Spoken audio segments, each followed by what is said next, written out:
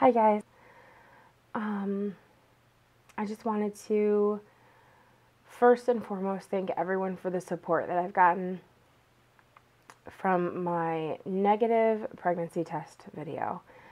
It might have seemed a little dramatic, but I wanted to let everybody know, and I had just found out, so I just kind of tried to pull myself together and make a really quick video, and I've just been so touched by the support, the messages, the comments, the emails. I think that really made it so much less difficult. And when people, every comment meant a lot to me. A lot of them just brought me to tears. But when people said, "Don't give up," that really resonated with me. I just felt like that's exactly what I always think of doing. I'm always like, I don't want to do this anymore. So, of course, I'm not going to give up, but that's usually what the first day of that entails. And right now I am waiting for cycle day 1. I think I'm cycle day 31 right now. So I'm just waiting, and unfortunately, or I guess fortunately that it's not here yet, I have some decisions to make, and I'd actually really like some advice. You know, of course, I'm going to take it all with a grain of salt. I know you don't really know me. I know you're not doctors. I don't know, maybe one of you is. I don't know. But I'm going to change things up a little bit, and I was just wondering what you would do if you were in my position, or what, you know, after seeing my videos and knowing my story, what you think I should do. Let me first say that I am super overweight, and it has bothered me for years. And when I first started kind of figuring out that I might have PCOS, and I was trying to go to doctors for information and trying to figure out what was going on, and after modifying, and sometimes very drastically modifying my diet and doing, you know, absurd amounts of exercise, all of the things that I've tried, whether I'm trying or not, my body does the same thing. I lose a few pounds, I gain a few back. I lose a few, I gain a few back. It's really frustrating. So none of my reproductive doctors, anyway, have really ever told me to lose any weight. In fact, actually, I should say that no doctor has ever looked me in the face and said, "You really need to lose some weight." And then, but when I approached them about it, they're like, "Oh yeah, what's your plan for that, by the way?" They act like, oh, like you had a big pimple on your face and they were trying not to say anything about it, and you're like, "Hey, what can I do about this?" And they're like, "Oh, that." And then they don't actually really help me. They all want me to see a nutritionist. That's really where the information stops. Because when they hear about the kind of diets that I follow, and I say diets, but it is my lifestyle, you know.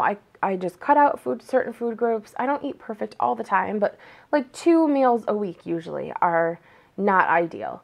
And the rest of the time, I'm pretty angelic with my food intake. And so I never see nutritionists because with the insulin resistance, I need to see a diabetes nutritionist. And my insurance doesn't want it, they don't know if they'll cover it. I've called and I've done so much research, and basically my insurance is like, you just have to go and then see if you get billed. Excuse me?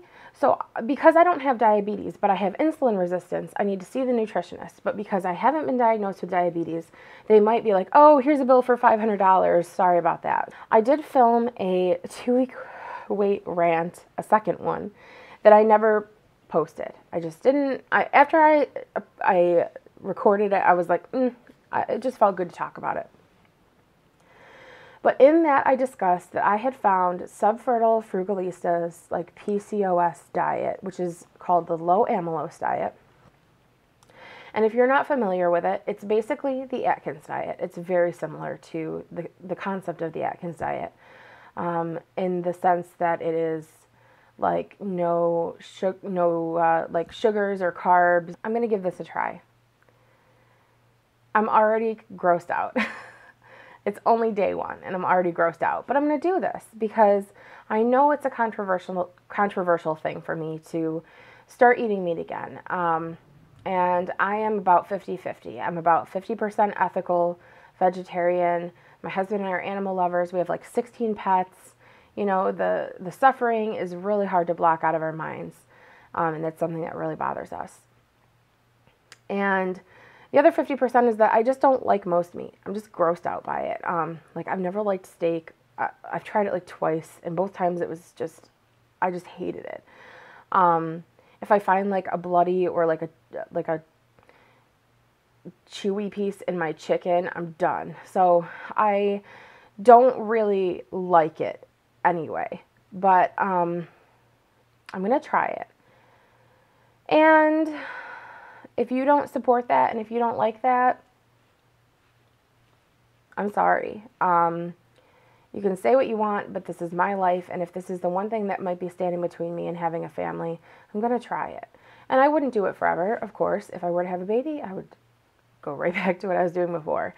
Within reason, obviously, because I would really like to lose and maintain a good weight. People have gone out of their way to message me and say, hey, I know you said you don't really eat meat, but I know people who have had the same problem as you, and when they reintroduced meat and dairy into their diets, they got pregnant.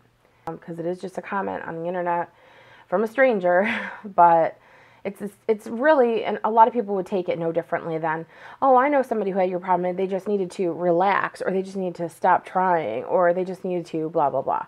So I get that. There are success stories, and I want to be one of them. So if I give this a shot, this is one of the only things I haven't tried. I am going to do it. That's not my question. My question is, do you think I should skip monitored, like a monitored TTC cycle for March? Because I'm going to be ramping up a cardio exercise routine, and I'm going to be drastically changing my diet. And I know those things can throw off your menstrual cycle and cause you not to ovulate, you know, things like that. So I don't know. Obviously, once I do get my period, I will have to decide if I want to call for a baseline ultrasound. And I think that'll probably happen any day. I've been having some pretty strong cramping yesterday and today. So I have to decide. My husband he's almost too supportive, and it just makes me nuts. I love him, but I just want to know what his opinion is. His opinion is probably, let's just try again. But, I don't know. Mike is just, I asked him, should we skip March and just do it in April? Should we skip a few months? Like, how should we do this? Should I see if I lose any weight first? And he's like, whatever you want to do, honey. It's your body, it's your decision. And he's very sweet, but, I need some advice. So, did I say how much I weigh already? I recorded another one of these a minute ago. Oh, I didn't apologize because my hair is dirty and I slept on my face earlier and my makeup's all rubbed off. I wouldn't go to the store. I'm not trying to be vain. I'm not looking for compliments, but it's just funny to me that I would not leave the house like this, but yet I'll make a video and put it on the internet. So that's just funny to me. But, okay, so I'm 5'4", maybe a little shorter. I don't know. But I'm basically 5'4". And I weigh 270 pounds. 273 this morning. A couple days before that, I was 275. I do check my weight just here and there to see what's going on. And that's fucking huge. I'm sorry. I'm amazed that no one is like addressing the literal elephant in the room when I see doctors about, you know, having reproductive issues and having problems with my diet and inability to lose weight. So that's what I'm working with. And I'm kind of terrified to spend the like $1,300 to $1,500 next month for no reason. And I don't want to say no reason because I know every time I try I'm more likely than when I don't, but I could technically get my Femera prescription and do my own cycle. I could take OPKs. I can time my own intercourse. I can try to temp if it doesn't gag me every day. And I can try my own cycle.